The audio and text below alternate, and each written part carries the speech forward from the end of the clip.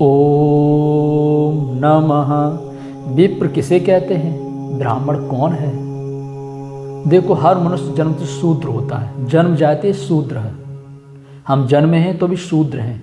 संस्कार द्विज उच्चते, संस्कार मिलने लगे, भगवत पथ में चलना आरंभ कर दिए तो हम दूसरा जन्म हमारा हो गया। द्विज माना ब्राह्मण श्रेणी में आ गए।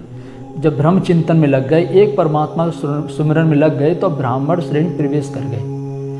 अब भजन चिंतन करते करते जब प्रकृति पर विजय प्राप्त कर लिए, वेदाधाई विप्र है। वेद कहते हैं अपरुष वाणी को। श्रीमद् भगवत गीता का भाष्यकार गीता पढ़ लेना, एक बार नहीं 3-4 बार पढ़ोगे समझ में आएगा कि वेद किसे कहते हैं।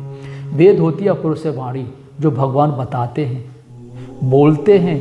जैसे हम और आप बोलते हैं ऐसे भगवान भी बोलते हैं, बात करते हैं। अंग फड़कन, स्वप्न, आकाशवाणी।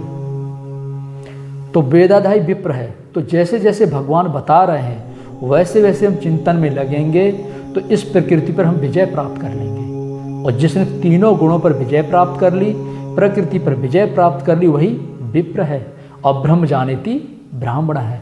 और जब ब्रह्म स्वरूप को प्राप्त कर लिए और ब्रह्म स्वरूप में स्थित हो गए तो वही ब्राह्मण है। क्या गुरु धर्म होते? समो दमो तपस्तव शांति राज वेवच ज्ञान विज्ञान अस्तिकम ब्रह्म कर्म स्वभावजम। 18 अध्याय भगवान बताते हैं कि ब्राह्मण श्रेणी के कर्ता क्या लक्षण होते हैं, शूद्र श्रेणी के लक्षण क्या कर्ता लक्षण होते हैं, ऐसे ही क्षत्रिय। तो इस साधना के 4 सोपान हैं, शूद्र, वैश्य, क्षत्रिय और ब्राह्मण। ना कि कोई जाति और समाज का बंटवारा। और जो समाज को बंटवारा इस आधार पर करते हैं, समाज को इस दृष्टिकोण से देखते हैं, ना वो संत हैं, ना धर्मात्मा है, ना जगत गुरु हैं, वो तुमसे भी गिरा हुआ पाखंडी है, एक रूढ़वादी है। और मनु महाराज को बदनाम कर दिया गया है। मनु महाराज ने शत्रुपा के साथ तपस्या की और भगवत स्वरूप को प्राप्त किए।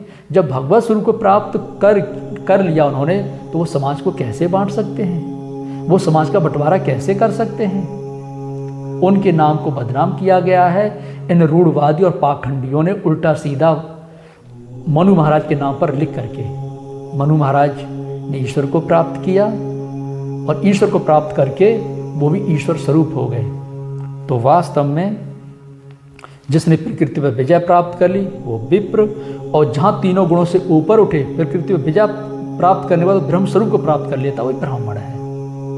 ओम